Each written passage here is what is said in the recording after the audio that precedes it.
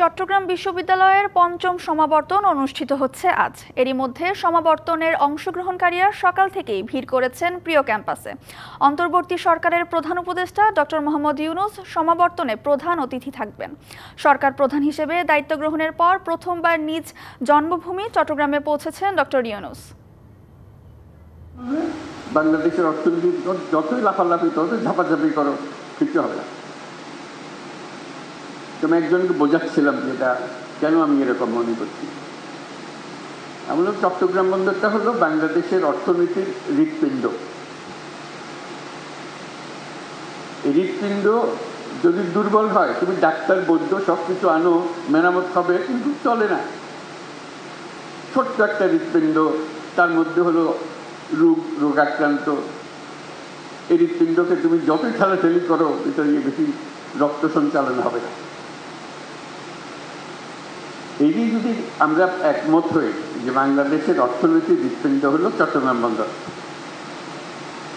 তাহলে ওটার যে সাইজের বন্দর আছে, যে সাইজের হৃৎপিণ্ড আছে, ওই সাইজের চলে না। এই হৃৎপিণ্ড বিশ্ব সাইজের হৃৎপিণ্ড করতে হবে, তাহলে এটা পাম্প হবে, সেটা সারা বাংলাদেশ জুড়ে সেটা সচল হবে। এখান থেকে অর্থনীতি সচল হয়ে না তার নারী দিয়ে উপরের দিকে যাবে, সারা দেশ জুড়ে ছড়িয়ে যাবে। একনল হ্যান্ড ওয়াশ 100% প্যারাবেন ফ্রি, তাই নিরাপদ হাতের জন্য আস্থা রাখুন একনলে। আবার সারা দেশের জিনিস এখান দিয়ে বিদেশে চলে যাবে। এটি হলো হৃৎপিণ্ডের কাজ, এটি হলো বন্দরের কাজ। বন্দর আরও আছে, কিন্তু এটা হলো একেবারে কেন্দ্রীয়, সবচেয়ে বড় যে জিনিসটা। এখান থেকে সমস্ত কিছু নিয়ন্ত্রিত হবে। কাজে আমরা বললাম যে পৃথিবীর সারা বন্দর ব্যবস্থাপক যারা আছে তাদেরকে ডাকো। দেখলাম যে আগেই ডাকা হয়ে গেছে, কিন্তু কাজটা হচ্ছে না। আমি বারে বারে সবার কাছে আবেদন করছি, এটা তাড়াতাড়ি করে হবে। যত দিন যাবে আমরা এই হৃৎপিণ্ডকে আর ওইভাবে স্থাপন করতে পারবো না।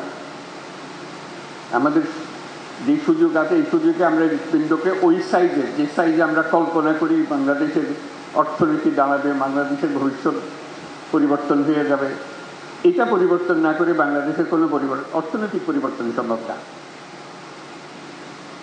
কাজে আমাদের কাছে এটা পেছনে যেতে হবে। এবং তার সঙ্গে আবার যোগ করলাম, এটা শুধু হৃৎপিণ্ড বাংলাদেশের জন্য না, আশেপাশের দেশগুলোর সঙ্গে সংযুক্ত। যে কারণে নেপালের কথা বললাম, ভুটানের কথা বললাম, 7 সিস্টার্সের কথা বললাম। সবার জন্য হৃৎপিণ্ড একটাই, নেপালের জন্য হৃৎপিণ্ডই নেই। কাজে আমাদের হৃৎপিণ্ড দিয়ে তাকে চালতে হবে। আমরা তাকে সেই সংযুক্ত করতে চাই, এটা আমাদেরও লাভ, তাদেরও লাভ, আমাদেরও লাভ। এটা এমন নয় যে তাদের মেহেরবানি করি, মেহেরবানির বিষয় না। এই হৃৎপিণ্ড যদি সংযুক্ত হয়, সেও লাভবান হবে, আমরাও লাভবান হব। ভুটান যদি